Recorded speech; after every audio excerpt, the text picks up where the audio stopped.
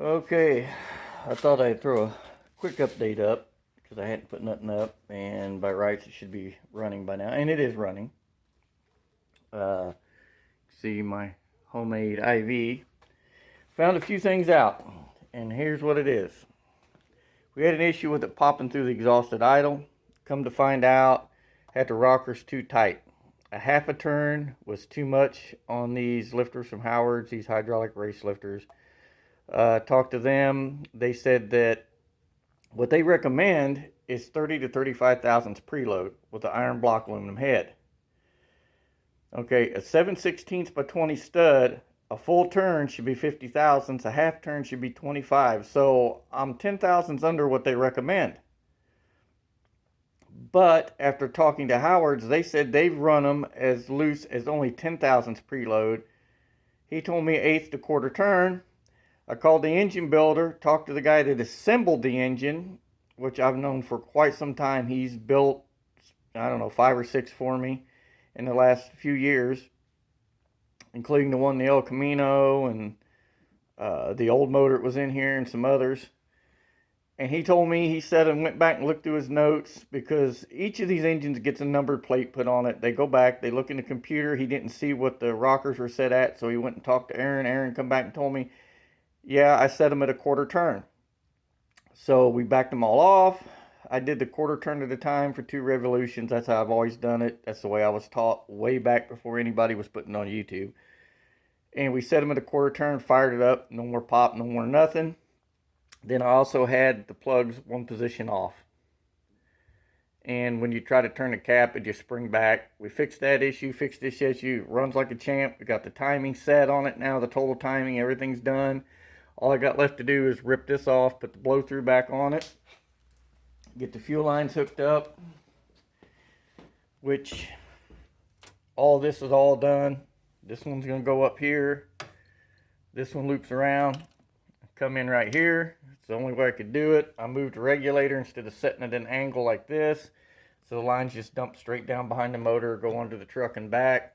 Of course, we got a -10 feeding it. Pressure reading to the gauge up here before the regulator. This one is out of the regulator, and I got another gauge up here at the carburetor. Now, granted, these gauges go from like 10 to 60 pounds, but it'll give me an idea.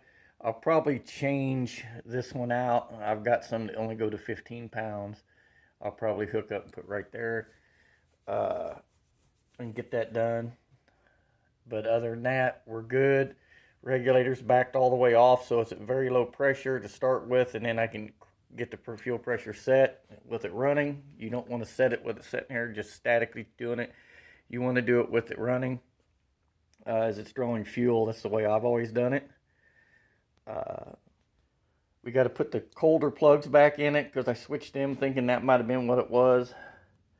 And then, as you can see, these bolts are kind of a pain in the ass to get the nut back on the stud up in there. That one not so bad.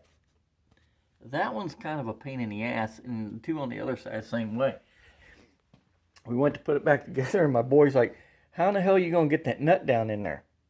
Well, the studs have a socket head for an Allen in the top of them.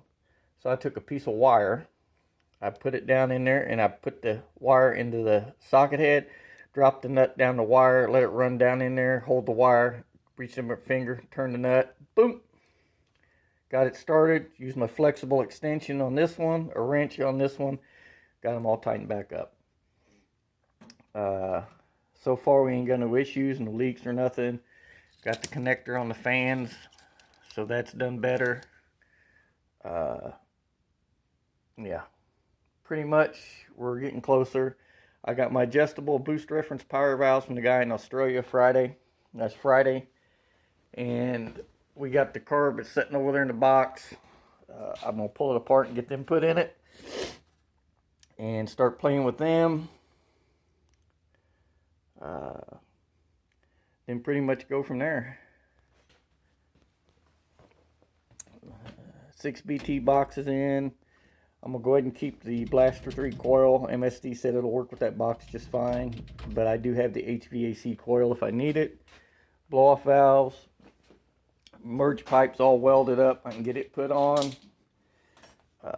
Bypass -8 from the bypass on the pump. Return line from the regulator. But other than that, it's getting closer. And probably once I get it running and everything done, I've got all new Autometer Pro Comp, the liquid filled gauges for here and for the oil pressure that I bought a while back to change, and I never did do it. So once we get it running and the bugs out of it pretty much, I'll get in here and change them out. These will be electric instead of capillary tube, and those will still be manual. So with that being said, that's what's going to happen. So, but other than that, and I got something else we're going to add up in here, and I'll make a video basically, and we'll see who catches it. We'll see if anybody notices anything. So, just something to be a little different, maybe. Instead of doing the old same mundane thing everybody does. I don't have nothing against capillary tubes, but if you've ever run these and by some accident you lean on this or mash it and bend it over right here, most times it'll break it or it won't read right.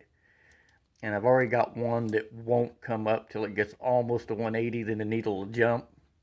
They're quick car gauges. They're good gauges. I have nothing against quick car. I've used them for years. But, you know, the capillary tubes tend to get it to be a pain in the butt. And then the wiring, I can run under the intake and hide it. We got the extreme velocity hat. I already drilled and tapped it in the back, not the side, so we can get the fittings to run in there. There's the boost gauge in my little cheap imitation carbon fiber cup. And the line, I just got to go through the defroster vent and out through the firewall and out here to get it hooked up. Of course, the boost reference line to the regulator. And yeah, when you get these two, take the time and make sure everything's snug and all that. And I don't use Teflon sealant on threads. I just put a little number 2 Permatex, just a little thin layer in the threads, seals it up. Sometimes that Teflon stuff will still leak, even on pipe thread, when it's around fuel. But pretty much that's what we're going to do, is get the carb switched, play around with it. Gate pressure on it's 4.35 pounds on each gate, so roughly 9 to 10 pounds.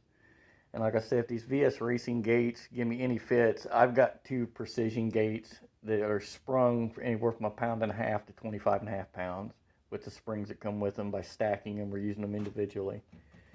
So, but pretty much that's all we've got done to it. Just had other things going on right now. You know, watching the grandson, like I've said before, limits my time to come out here. So, and I don't want to bring him out here with that diesel heater running. Although I've got it adjusted down where you don't smell it, I still don't want him out here. So, hopefully by next year things will be different. 2 years I'll have a new building, I'm hoping. So, tear this down, pour a slab, and put a metal building up, and I can get me a lift in here. But that's about the size of it for now. Everybody, stay safe. God bless. Don't watch the news. Don't watch the stuff on the president. It's depressing. So, I don't care for all that. I think they're all acting like a bunch of children myself, but that's just my 2 cents. Anyhow, stay safe. God bless. And hopefully next time I make a video, it'll be making noise.